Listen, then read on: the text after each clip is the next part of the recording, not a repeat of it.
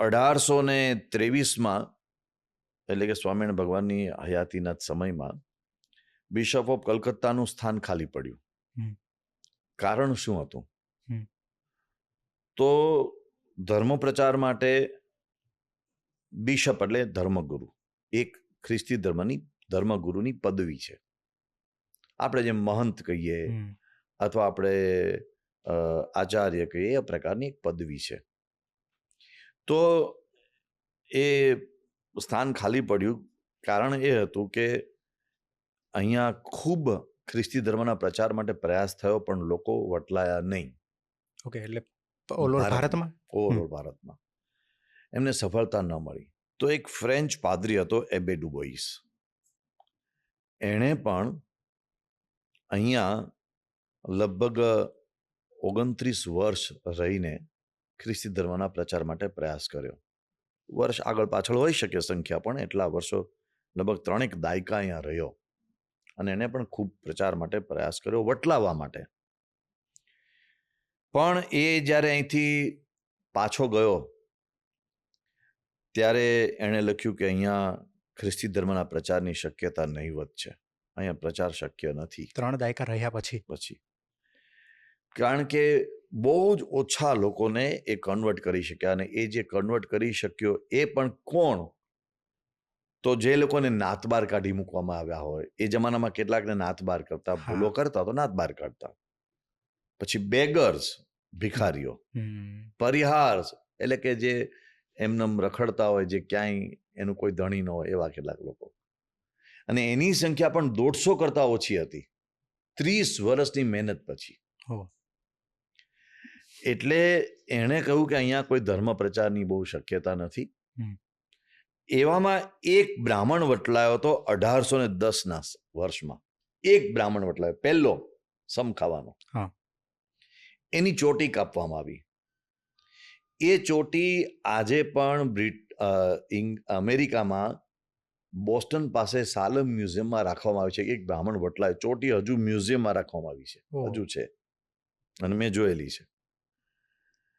તો વાત આપણે એક હતા કે બહુ અઘરું તો આપણે ત્યાં એટલું વટાળ પ્રવૃત્તિનું સહેલું નહોતું, કારણ કે હિન્દુઓ પોતાની માન્યતામાં બહુ જ ચુસ્ત હતા, કુળ પરંપરાથી એક ધર્મને અનુસરતા હતા. એટલે શક્ય જ નહોતું, ઇઝી નહોતું. એટલે આ કલકત્તાની બિશપની ગાદી ઉપર જે નવો આવે એને બહુ ચેલેન્જ ઉપાડવી પડે એવી હતી. નિષ્ફળ થાય, યશ ન મળે, એટલે એ ગાદી ખાલી પડી હતી. એમાં બ્રિટિશ પાર્લામેન્ટે એક ઠરાવ પાસ કર્યો કે હવે આપણે અહીંયા કોઈકને મૂકવો જ પડે. અને એમની નજરમાં બિશપ રેજિનાલ્ડ હેબર એ લક્ષ્યમાં આવ્યા. યંગ હતા અને એમને કહ્યું કે આ જશે તો જરા જુસ્સાવાળા માણસ છે, કંઈક કરશે. અને એ રેજિનાલ્ડ હેબર અહીં આવ્યા, કલકત્તા આવ્યા. એમને એમ થયું કે આ જો મારે ધર્મ પ્રચાર કરવો હોય તો મારે આખા ભારતની યાત્રા કરવી પડે, સમજવું પડે શું ઇન્ડિયા છે અને ક્યાં પોકેટ્સ ખાલી છે કે જ્યાં આપણે અંદર પ્રવેશી શકીએ. એ એમનું કામ હતું, એ એમનું લક્ષ્ય હતું. એટલે એ સ્ટડી કરવા માટે નીકળ્યા.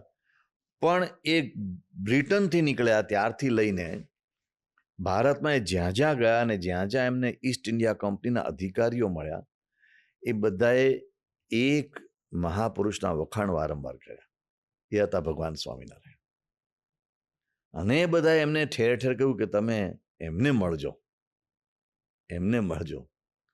કારણ કે ગુજરાતમાં એમનો પ્રભાવ બહુ જ છે, અને જો એ તમને સાથ આપશે તો તમારું કાર્ય ઘણું સરળ થશે. એટલે બિશપ હેબરે પોતે જ આ વાત લખેલી છે. 1827માં ભગવાન સ્વામિનારાયણની હયાતીમાં જે બુક ઇંગ્લેન્ડથી પબ્લિશ થઈ ચૂકી હતી.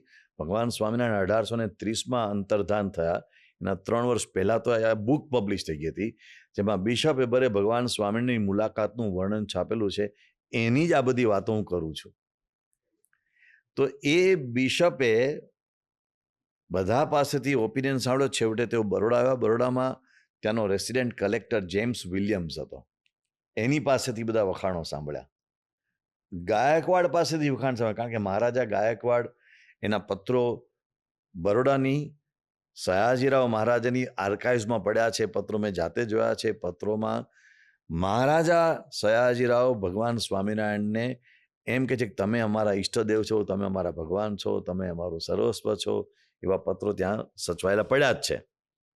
એટલે મહારાજાએ સ્વામિનારાયણ ભગવાનના વખાણ કર્યા, જેમ્સ વિલિયમ્સે વખાણ કર્યા. પછી ત્યાંથી બિશપ હેબર નીકળ્યા.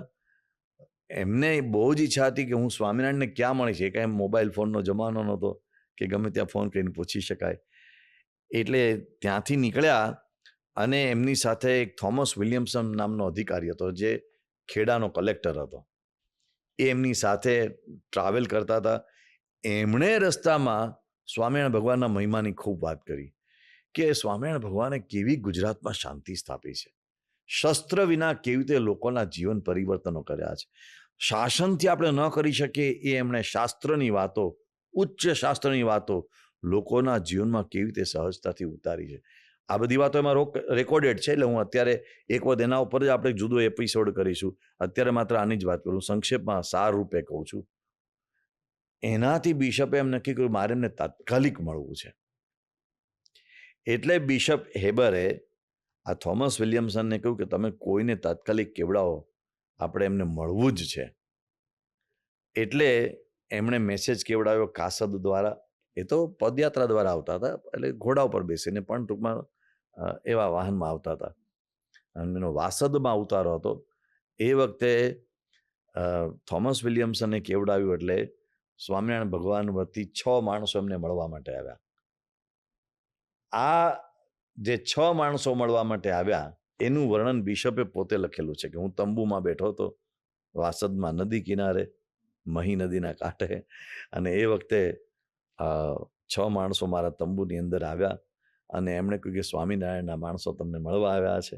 એટલે હું બહુ રાજી થઈ ગયો કે મારે તેમને મળવું જ છે. પછી એ 6 માણસોને ઓળખાણ આપી.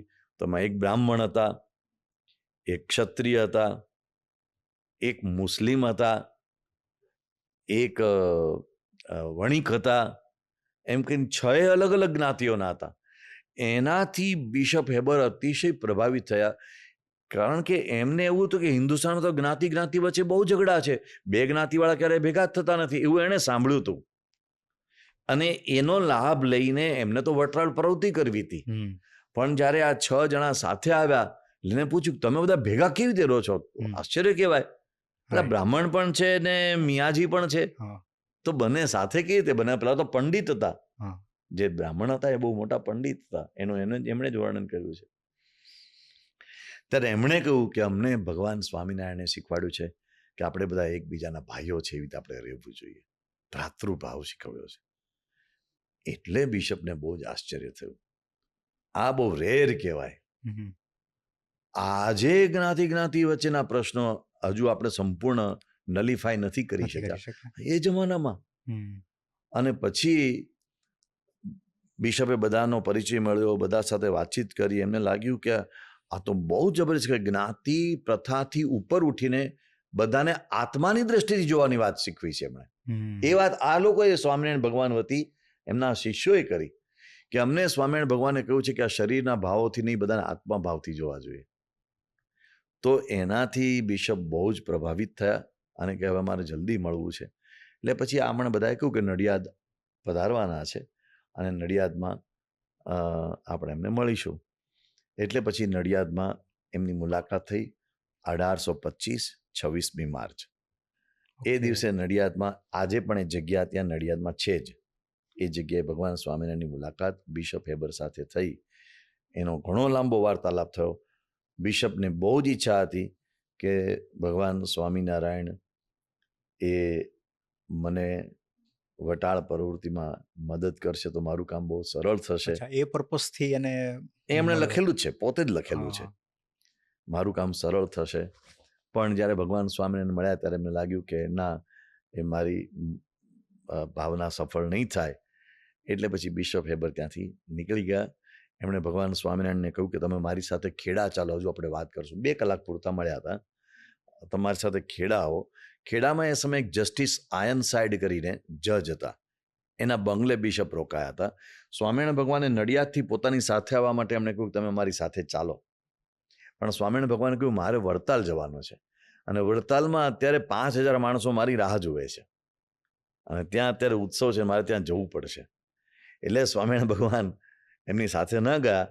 આ બિશપ હેબર પોતે જ પોતાની એ ડાયરીમાં લખ્યા છે, પબ્લિશ થયેલી ડાયરી છે, એમાં લખે છે કે હું જસ્ટિસ આયર્નસાઇડને ત્યાં ગયો, ત્યાં થોમસ વિલિયમસન, જસ્ટિસ આયર્નસાઇડ, બીજા 2-4 અધિકારીઓનું નામ લખે, બધા રાત્રે ડિનર લેવા બેઠા.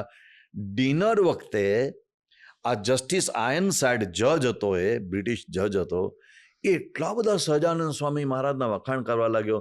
તો બિશપ કહે છે કે મને ઈર્ષા થવા લાગી કે અરે ભાઈ હું તમારો ધર્મગુરુ છું અને મારી આગળ તમે પેલા હિન્દુ ધર્મગુરુના વખાણ કરો છો જે મૂર્તિ પૂજામાં માને છે, મારા જ માણસો, અમારા જ બ્રિટિશ લોકો. એટલે એટલો બધો બિશપને ત્યારે નિરાશાનો ભાવ જાગ્યો કે હવે અહીંયા આપણે સફળ નહીં થઈ શકીએ. એટલે બિશપ અહીંથી નીકળી ગયા ગુજરાત છોડીને. અને પછી તો બિશપ ચેન્નાઈ ગયા અને ચેન્નાઈમાં સવારે નાવા ગયા અને કંઈ લપસી ગયા અને મૃત્યુ પામ્યા. પણ મારો કહેવાનો આશય એ છે કે સ્વામિનારાયણ ભગવાને સનાતન ધર્મને બચાવવા માટે જબરજસ્ત યોગદાન આપ્યું છે.